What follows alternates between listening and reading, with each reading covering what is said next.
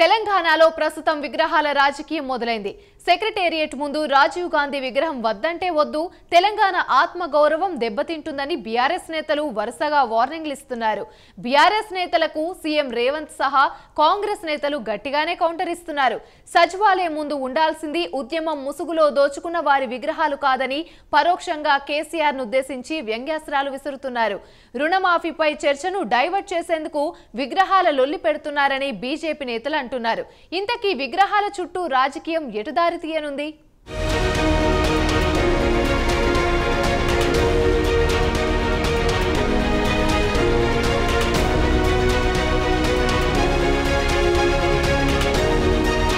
ప్రస్తుతానికి పొలిటికల్ గా ఎలాంటి ఆప్షన్ లేదు. రాజకీయంగా ఎలా ముందుకెళ్లాలో తెలియడం లేదు. అన్ని మార్గాలు మూసుకుపోతున్నాయి.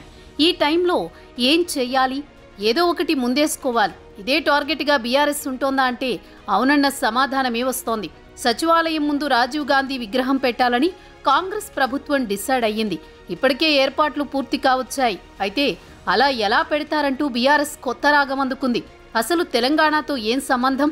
తెలంగాణకు ఏం చేశారని రాజీవ్ గాంధీ విగ్రహం పెడుతున్నారు? తెలంగాణ వాళ్లను అవమానించిన రాజీవ్ గాంధీ విగ్రహం పెట్టడం ఏంటి? అవసరం అనుకుంటే ఇంట్లో పెట్టుకోండి. ఇవి కేటీఆర్ దగ్గర నుంచి ఇతర బీఆర్ఎస్ లీడర్ల మాటలు. తాము అధికారంలోకి వచ్చాక రాజీవ్ గాంధీ విగ్రహాన్ని సకల మర్యాదలతో తొలగించి తెలంగాణ తల్లి విగ్రహం పెడతామన్నారు కేటీఆర్.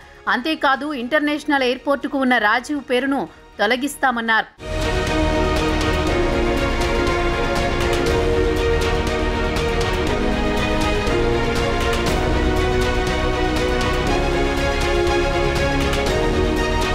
నిజానికి గత 10 ఏళ్లలో బీఆర్ఎస్ ఏవైనా పేర్లు పెట్టుకునే అవకాశం వచ్చింది.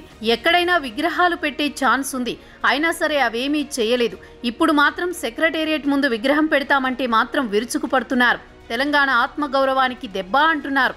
నిజానికి సచివాలయ నిర్మాణం తర్వాత తెలంగాణ తల్లి విగ్రహం పెట్టాలనుకుంటే బీఆర్ఎస్కు అవకాశం, టైం దొరికింది.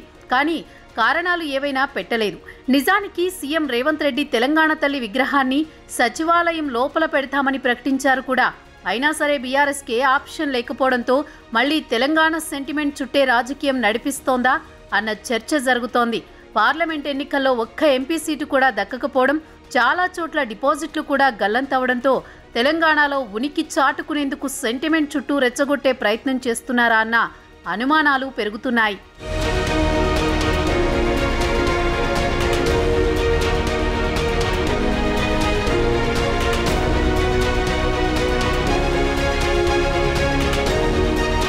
కేటీఆర్ కామెంట్స్ పై సీఎం రేవంత్ రెడ్డి తీవ్రస్థాయిలో ఫైర్ అయ్యారు. దేశం కోసం అమరుడైన రాజీవ్ గాంధీ విగ్రహం సచివాలయం ముందు ఏర్పాటు చేసి తీరుతామన్నారు సీఎం. బీఆర్ఎస్ నేతలకు అధికారం పోయినా అహం తగ్గలేదని కౌంటర్ ఇచ్చారు. సెక్రటేరియట్ ముందు ఎవరి విగ్రహం పెట్టుకుందామనుకుంటున్నారని ప్రశ్నించారు. దమ్ముంటే రాజీవ్ గాంధీ విగ్రహంపై చెయ్యి వెయ్యాలని సవాల్ విసిరారు.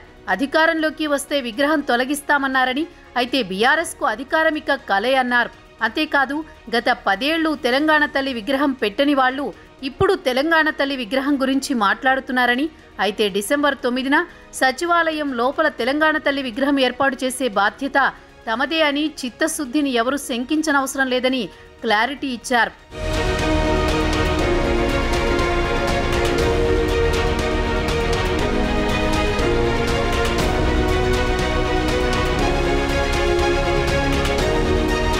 ఈ విగ్రహాల చుట్టూ రాజకీయం చూస్తుంటే జనం దృష్టి మళ్లించే ప్రయత్నంగా కనిపిస్తోందని బీజేపీ నేతలు అంటున్నారు.